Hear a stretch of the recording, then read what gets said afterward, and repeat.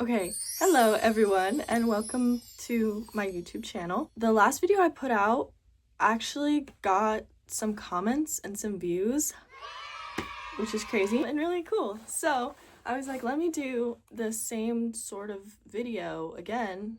And I borrowed this ring light from my dad that holds my phone so we can like move around and stuff. Is that a hairball?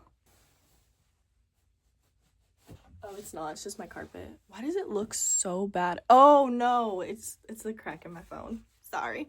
I also noticed that I need to speak up. I need to talk louder because I don't have a mic or anything and my phone can only do so much. So we're back and we're reading more Reddit stories. So let's get into it. I don't know what kind of Reddit stories we're gonna read, so let's see. Okay, we're gonna read our legal advice and I'm gonna pretend like I'm a lawyer and I'm gonna help you guys stay out of trouble and not go to jail. So, I'm not gonna pre-read these. Parents have been using the incorrect social security number for me for 9 years. What on earth do I do? Every background check I've ever done has come back flagged, and anything to do with my SSN in general is a headache. I now found out today that my parents copied down my SSN wrong, accidentally swapping 2 digits. I personally have used the correct one as I reference a photocopy, but I assume this means there's little to no history on me with the government. I guess according to the US, I've never gone to school, essentially been untraceable until my 18th birthday. I'm now 19 and just figuring this out. I called the Social Security office and I'm currently waiting for a call back. Am I now doomed to a life of difficulty proving my identity? Will this be difficult to amend, or will I be able to solve it with a quick phone call? Okay, if this were me, I would absolutely immediately call the Social Security office. And I would, like, you cannot get in trouble for that. I don't think that's your parents being silly. This one, like, you wouldn't go to jail for, and nothing, like, bad would happen. But I assume that until you get it corrected, it would be incredibly difficult to prove that you exist, like you suddenly just existed. So that's a little confusing and scary for the Social Security office to recognize you. But yeah, I feel like this one, you're fine. You're not gonna get in trouble. And you can just call and get that rectified. Oh, this one, okay, sorry. They put like the state where they're from, like, and this person's from my state, which is pretty interesting. Big eyebrow to your parents though, because they've been putting in your social security wrong the whole time. Like, no one ever thought to, like, let's just check the card one more time. Who have they been using? What's going on? Okay. Ooh. Went under for a sterilization and left without being sterilized. Posted a few days ago thinking I didn't receive my tube removal, bisalp, whatever that means, a week ago, and yesterday was on the phone with a nurse for my OBGYN, and I asked why my procedure note didn't include the bisalp and only diagnostics, and if she could confirm that I actually got them removed. She said I got a diagnostic surgery and not my bisalp. I have screenshots of my scheduled surgery being a bisalp and diagnostic. They're missing a word. During my surgery consult, he agreed to removal. A week after, I have messages to and from him asking specifically which type of tubal surgery he was performing for confirmation, and him confirming it was a removal. The nurse told me she will be contacting the surgeon to get me more information, but judging from the tone in her voice, she seemed to switch over to panic the more questions I asked.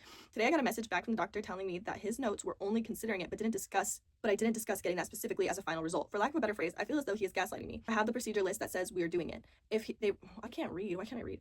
If they really screwed something up and completely missed the whole reason for surgery, what are my next steps? I'm going to have surgery again. I have to take off work again, recovery again, pay again. No way. Insurance is going to help me a second time around. If I didn't notice in my notes and start questioning things, I would have been living life like I was sterile. I could have found myself pregnant. I'm at such a loss. That is crazy. And that's the thing about, like, medical professionals. When they fuck up, they low-key don't take accountability. I was watching this video one time of this person who got, I think it was facial feminization surgery or something along those lines. Something done to their face, right? And they got botched. And the doctor basically, like, acted like they never even treated this person, acted like this person never existed in their files. Like, it was really, really heartbreaking to see how this person was just kind of ostracized. And apparently that's not uncommon, especially with overseas procedures, for these doctors when they botch you to kind of push you to the side and not even include you in their mistakes, you know? This doesn't surprise me at all. And, you know, medical professionals, surgeons, they're human too, and they make mistakes, but a part of being human is owning up to your mistakes and taking the hit that comes with that. And I know it's a lot, the stakes are so much higher when you're like a medical professional, but like high key, you have to just like be honest. And that's another reason why I wouldn't survive in the medical field, because like one screw up and you're kind of like done, you know, unless you do well in court or something. Like, but it's so easy to end your career over a simple mistake. And if you kind of distance yourself from this mistake and you act like it never happened and you get found out, even worse. Like, you might as well not even call yourself a doctor anymore because you're about to get your license revoked today. Anyway, my legal advice would be sue them. Sue them real bad because you have a lot of evidence and you're probably gonna win. Hashtag sue them. Anytime anyone does you wrong, sue them. I'm gonna start suing people. Why not? Okay, these legal advice ones aren't as interesting as I thought they were gonna be, so I'm trying to think of what else. Ooh, am I overreacting? Okay, I love this because one thing about me is, one thing about me is I notice everything, okay? 9.9. 9 times out of 10, you're not overreacting. Whatever you saw, whatever was said to you, whatever happened was intentional. But then sometimes I'm wrong, so I'm an overthinker. That's just me. But I also notice everything and I'm right almost 100% of the time. This one is, am I overreacting for thinking my boyfriend is jealous of my dad? That's really weird. We're already starting off really weird. So this one starts off with text messages. I don't know how to read these. Okay, I'm just gonna change my voice from boy to girl because I don't know how to accurately like swap without confusing people. I'm just gonna talk in a deep voice for the boyfriend, okay?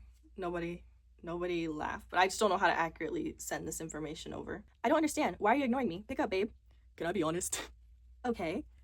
It's about your dad. The way around him, it's just weird, you know? First of all, he cannot spell.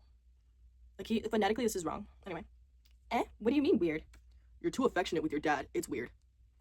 How is being affectionate weird? What's wrong with you? Seriously, you're still doing this? Still doing this?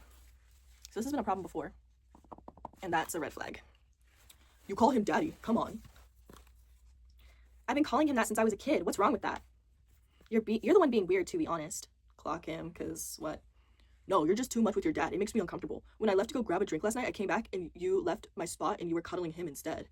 You're bothered I'm cuddling with my dad? Are you jealous of my dad? Are you hearing yourself? This is gross. No, I'm telling you how I feel. It makes me uncomfortable. No one cuddles with their dad at 18. That's gross. He even put like the vomiting emoji. Stop. He's mad as hell. Okay. I can't believe you're sexualizing my relationship with my dad. Again. Girl. Ooh, this is icky. This is so icky. I don't even like reading this. I'm telling you how I feel. Jesus fucking Christ. Who wears a bikini in front of their dad? Me? Like, what? Are y'all dads good? Like, what? You're still hung up on that? You're disgusting. Seriously, bye. You're overreacting. Please answer your phone. I'm just telling you this so you don't do this in public. People would be uncomfortable. Fuck, I'm sorry. I went too far. Please pick up. And he put like a little sad emoji. I'm not used to this. That's all. Sorry, baby. Please try and understand me. I'm not trying to be malicious. Just not used to seeing dads like this. All right. Okay. So, something tells me he either doesn't have a father figure or he doesn't have one that was affectionate towards him, which is sad. And I mean, maybe he did and I'm just making shit up because I don't know these people. That's just kind of what it seems like to me. The relationship I have with my dad, he's not a weirdo. So I can wear bikinis in front of my dad. I can hug my dad. I can literally like cuddle with my dad. I don't do that, but if we were closer, I wouldn't see an issue with anyone doing that. What's it called? Every time I say goodbye to my dad, I give him a kiss. Like, everybody has different levels of affection, and I think there's weird and there's this is my child. This is half of my genetics. Like, this is my baby. And kind of like how and not to compare people to animals, but like kind of like how some people pick up their pets and they're like mwah, and they like hold them close. Like, people, wild, I know, people do that with other people because they have a deep level of affection for them. So this guy seems incredibly insecure, and he also might be a little perverted. Some people are perverted in the head, and keep that to yourself. You know, like if you see a girl hugging her dad in a bikini and you think to yourself, I wouldn't do that with my dad, or if I had a kid, I wouldn't do that, then like keep that to yourself and don't do that with your kids. I don't know, like some people aren't affectionate with their kids because that's just not how they roll. You know, it's kind of a touchy topic. I don't know. I think it's just such a weird take and such a weird way to approach that conversation, because let's say this father was abusing his daughter and this is what she knows and it's uncomfortable to everybody else, but to her it's normal and she hasn't gone through that work, whatever, right? Hey, approach that a little bit more gently. Approach that with a little bit more caution than, do you want to fuck your dad? You know, like, that's a little crazy, I fear. Instead, be like, hey, just curious, like, with the nature of the relationship with your father, have you guys always been affectionate? What does affection look like to you with your father? And then she could say, oh, I've always done this is this, and you can listen out for any red flags. I don't know. I think the guy's a freak. I think that guy's a freak and isn't used to seeing a daughter and father be affectionate besides his Pornhub search. I'm just saying. Sorry, guys. Sorry if that was a little weird, but, like, that's just the truth. I feel like that specific type of content has created a weird link in people's heads. Anyways, back to the am I overreactings. Oh, okay. Am I overreacting? Me, 27 male, has a girlfriend, 24 female, who liked this. And this is what it looks like. And it says, me trying to explain that guys crave male validation more than girls do, and this is what makes them treat girls, even the ones they care about, with no respect. All they want to hear is another guy calling them cool, even if it's at the expense of their girlfriend. With this one, I'm gonna say, if you got tight about that, if you got mad about, like, her liking that, you're probably overreacting. And I say that because, like, I've liked things on Reels, TikTok, that don't even apply to me. Maybe they apply to my friend, or maybe they do apply to me, but, like, in a different relationship. Or maybe she was talking about you, you know? If it really bothers you that much, you should be like, hey, I saw you liked this. Like, is there anything I'm doing that can make you feel that makes you feel like this? Or is this not really towards me? Like, but even then, it's like, she's not even really talking shit. She's not even really, like, it's not even, like, bad for real. It's just, like, maybe a general observation about men that she has. I would say you're overreacting. Yeah, I would say you're overreacting, and you're a little bit more insecure than you probably think you are. But also, I don't know you. The stuff I've seen on Instagram regarding, like, the male versus female debate and, like, men talking about women, like, this is so, like, tame. Like, this is so, like, nothing, that I'm like, she could have liked something way worse, you know what I'm saying? She could have liked some diabolical shit that I've seen on Instagram that is just completely, like, love does not exist, like, captions, you know? We are currently on our roastme, and I've never explored this subreddit, but after scrolling a bit, seems like people just post pictures of their faces and ask people to roast them. I'm not sure what brings a person to do this, like, what happens in your life where you're like, I need people on the internet to insult me, because I am not strong enough for that. Like, it's gonna happen either way when you post yourself on the internet, but, like, to directly open your arms up and ask for it is not my forte. But we're gonna read some. And I feel like I can show these pictures because they posted them on the internet. So we have this person. Ooh, I can't read that. I can't read most of these. Someone said, I think of you when I want to last longer. Someone said, syphilis Snape.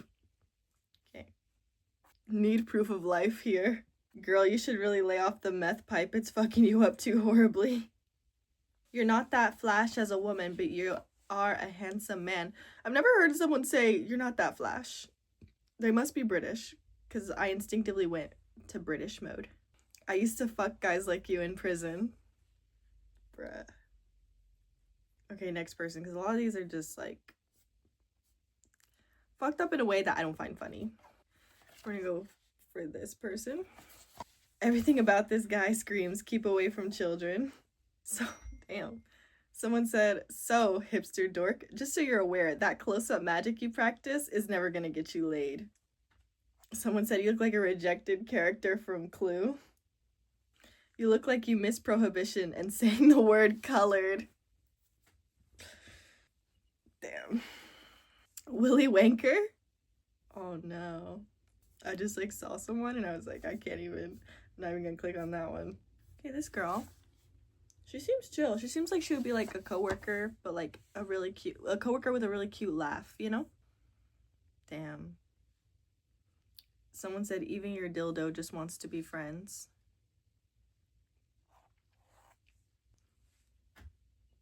Someone said, don't worry, there's a Mexican that needs papers. Bruh. Moral of the story, don't post yourself on Reddit and ask people to roast you. I don't know why anyone would ever do that, honestly, but here we are. But yeah, this video I think is going to be a little bit shorter than the last one because a lot of the YouTube video ideas I do have require some materials and a little bit more time than I had today. And I just started working 2 jobs, so it's a little hard to find some time, but we'll get it done. I have some really exciting YouTube ideas if anyone wants to stick around and see those. But yeah, and I also have an Instagram. Let's see if I learn how to edit. I have an Instagram. Yeah, you should follow me on there. And if you came from here, I'll follow you back so fast. But yeah, see you later. Bye. Look, I have like a little star TV. Whoosh. Okay.